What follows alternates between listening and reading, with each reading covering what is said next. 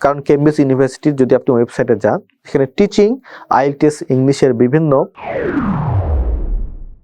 Hello, welcome সবাইকে আমাদের নিয়মিত আয়োজন আইএলটিএস টিপস নিয়ে। আজকে আমরা আইএলটিএস টিপসটি সাজিয়েছি আইএলটিএস স্পিকিং এর উপর বেস করে। আইএলটিএস স্পিকিং এ পিপিএফ এর ব্যবহার নিয়ে আজকে আমরা ডিসকাস করব। পিপিএফ হচ্ছে পাস্ট, প্রেজেন্ট এবং ফিউচার।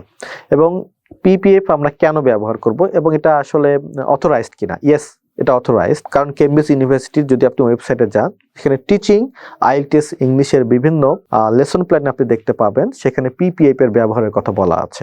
অর্থাৎ আপনি যখন একটা কিউ কার্ড বলবেন, তখন এখানে যেন তিনটা টেন্সের ছোঁয়া থাকে। একটা টেন্স হচ্ছে পাস্ট, একটা প্রেজেন্ট এবং ফিউচার। কিন্তু কেন? কারণ হচ্ছে গ্রামাটিক্যাল রেঞ্জ এবং অ্যাকিউরেসি, এইখানে আপনার যে দক্ষতা তা আপনাকে প্রমাণ করতে হবে পিপিএফ ব্যবহারের মাধ্যমে। আর পিপিএফটি আপনি কোথায় ব্যবহার করবেন? বেসিকলি পিপিএফটি ব্যবহার করা যায়, ধরেন আপনার কিউ কার্ডটি হচ্ছে ডেসক্রাইব এ প্লেস।